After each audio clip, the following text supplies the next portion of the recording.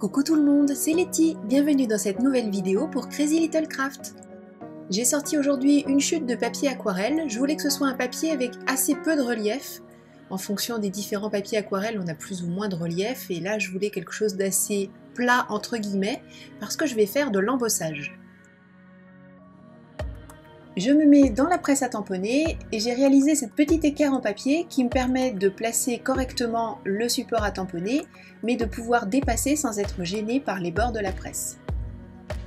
Je commence par le centre, donc pour le moment je ne suis pas gênée, et je vais tamponner avec de la Versamark, embosser avec de la poudre transparente et je vais faire fondre au fur et à mesure pour éviter d'abîmer ce que j'ai déjà fait avec les nouveaux tamponnages.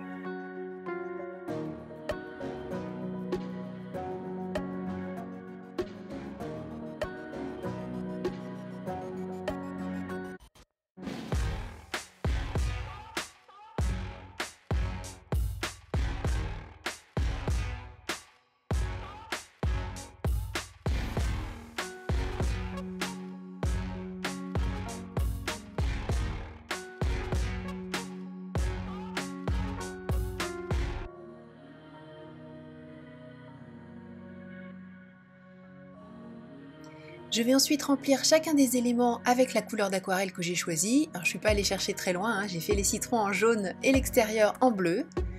J'ai d'abord rempli la forme avec de l'eau. Alors c'est une eau pas très propre entre guillemets parce que j'ai déjà utilisé de l'aquarelle jaune avec, d'où sa couleur un petit peu trouble. Mais puisque c'est la même couleur que je vais utiliser là, ça n'a pas beaucoup d'importance. Je remplis les formes. L'avantage d'avoir la poudre embossée autour qui est fondue, c'est que ça fait comme une petite barrière, donc il y a moins de difficultés à ne pas dépasser.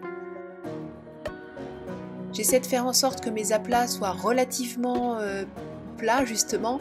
Si ce n'est vers le bas, j'essaie de faire une couleur un petit peu plus soutenue. D'ailleurs tout à l'heure je vais rajouter un peu d'orangé pour faire des effets de lumière et d'ombre.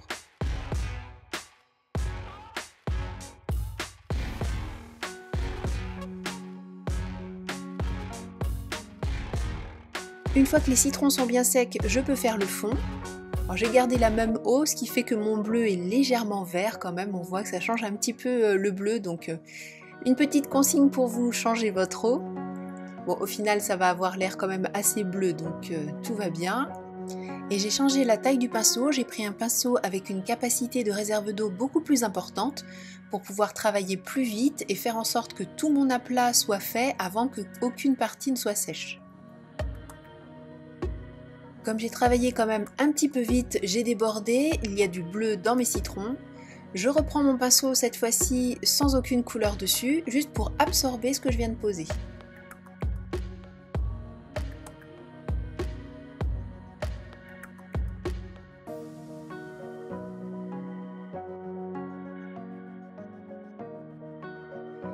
Maintenant que tout est bien sec, je protège ma plaque de verre avec une grosse épaisseur de tissu.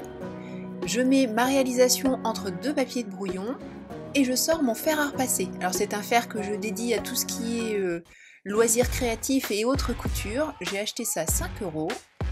Je l'ai réglé au plus fort et j'ai enlevé la fonction vapeur. Une fois qu'il est bien chaud, je peux commencer à repasser mes épaisseurs de papier. Et l'idée c'est de transférer la poudre embossée qui était sur les citrons sur mon papier de brouillon.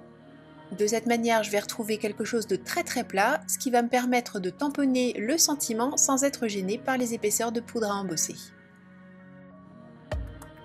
Moi j'ai choisi de le faire sur du papier de brouillon, mais vous remarquez que la poudre embossée a été complètement transférée sur l'autre papier, ce qui voudrait dire qu'on pourrait faire une nouvelle création avec cette poudre à embosser transférée sur le papier récepteur.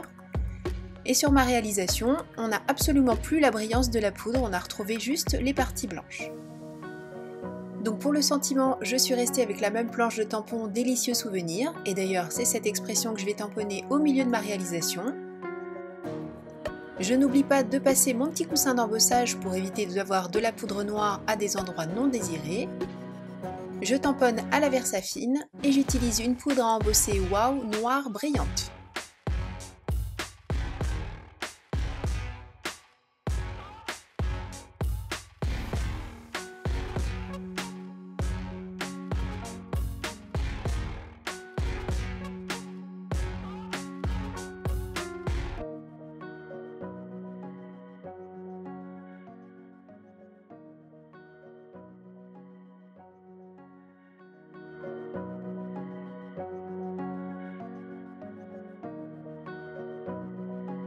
Je vais faire un léger passage d'encre autour de ma carte pour réaliser ce cadre que j'aime quand même bien avoir.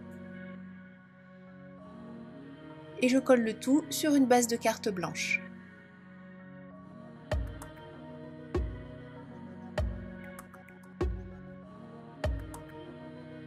Pour compléter la brillance et apporter un petit peu de fraîcheur, une idée de fraîcheur avec des petites gouttes d'eau, j'ajoute du Glossy Accent. Et cette carte est terminée! Merci beaucoup d'avoir suivi cette vidéo, je vous donne rendez-vous très bientôt pour une nouvelle réalisation pour Crazy Little Craft. D'ici là, prenez bien soin de vous, créez et partagez. Gros bisous, bye bye!